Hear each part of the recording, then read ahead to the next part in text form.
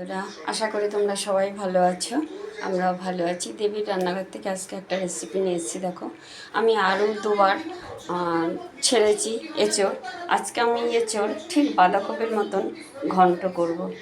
তোমরা দেখতে থাকো। আমি এখানে 300 গ্রাম এঁচোড় কেটে নিয়েছি, কুচিয়ে নিয়েছি, আর তার সাথে একটু আলুও কুচিয়ে নিয়েছি।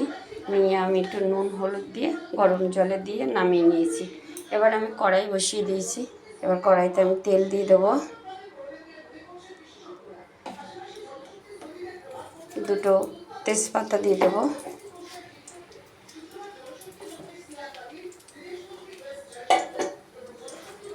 জিরে দিয়ে দেবো ফোড়নে। একটু হলুদ দিয়ে দিলাম, তাহলে তেলটা ছিটবে না।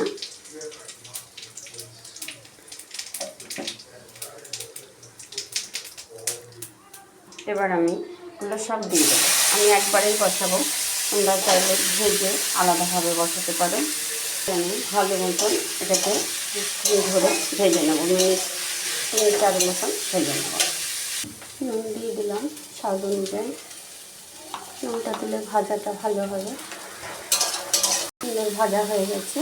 এবার আমি আদা, পেঁয়াজ আর টমেটো, একটা কাঁচা লঙ্কার মধ্যে দিয়ে বেটে এনেছি, এটা আমি দিয়ে দেবো। এবার ভালো করে কষাবো। এবার আমি হলুদ গুঁড়ো দিয়ে দেবো। 1 চামচ হলুদ গুঁড়ো দিলাম। 1 চামচ শুকনো লঙ্কার গুঁড়ো দিলাম। 1 চামচ জিরে গুঁড়ো দিলাম। এবার আমি মশলাটাকে ভালো করে কষিয়ে নেব।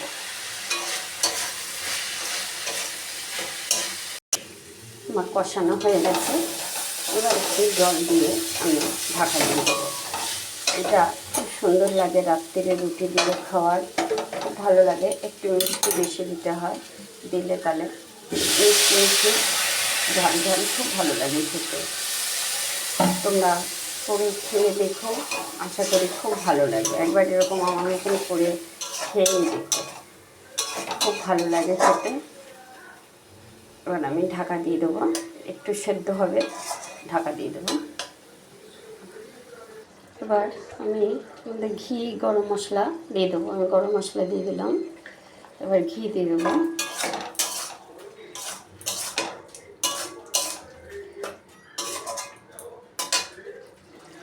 এবার ঘি দিয়ে দেবো।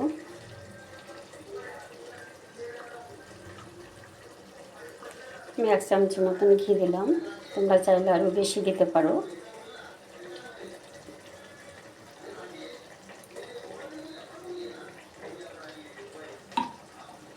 তোমরা এরকম করে খেয়ে দেখো, খুব ভালো লাগে। আমার এই রেসিপিটা তোমাদের কেমন লাগলো তোমরা কমেন্ট করো, আর আমার চ্যানেলটাকে সাবস্ক্রাইব করো, লাইক করো, শেয়ার করো।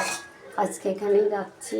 আবার কালকে অন্য রান্না নিয়ে তোমাদের সামনে আসবো। তোমরা আমার চ্যানেলটাকে সাবস্ক্রাইব করো। আজকের মতন রাখছি। গ্যাস অফ করে দিলাম। আজকের মতন রাখছি। আবার কাল আসবো অন্য কোনো রান্না নিয়ে।